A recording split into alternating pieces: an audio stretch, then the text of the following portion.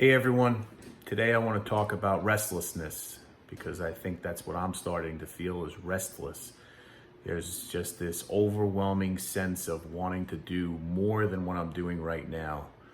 And then I have to reassure myself and remind myself that I'm doing exactly what I need to do, which is being here, getting on the phone with my patients, finding ways to reassure those who aren't sick and finding ways to direct people to the right type of care who are sick.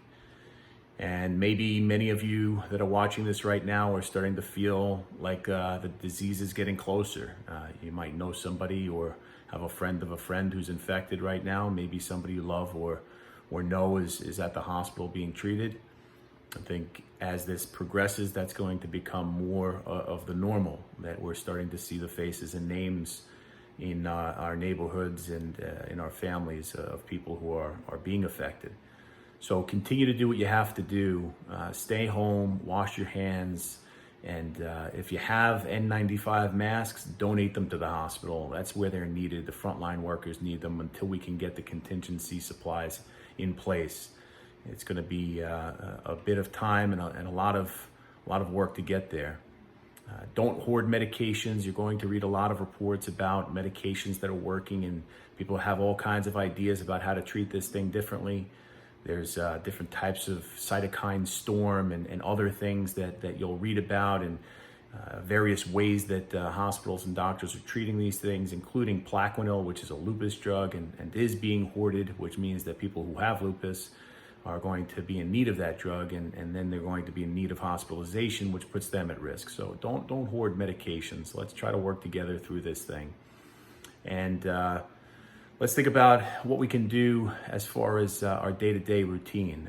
It's simple, it's basic. Go back to the first video I recorded and remind yourself and play it over again and again until you find that motivation and that energy to do the things you need to do, like exercise and meditate and eat and sleep. And, like Hulk Hogan used to say, take your vitamins and be ready to go.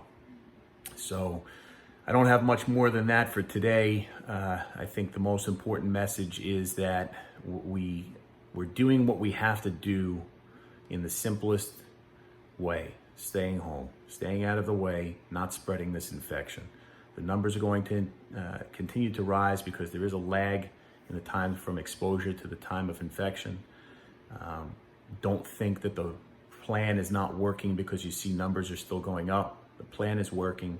We're going to flatten the curve. We're going to get through this together.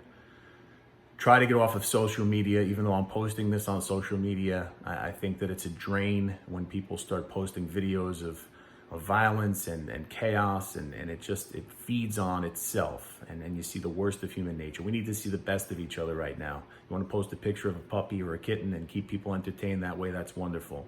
If you have an idea on how people can help, post it, that's wonderful.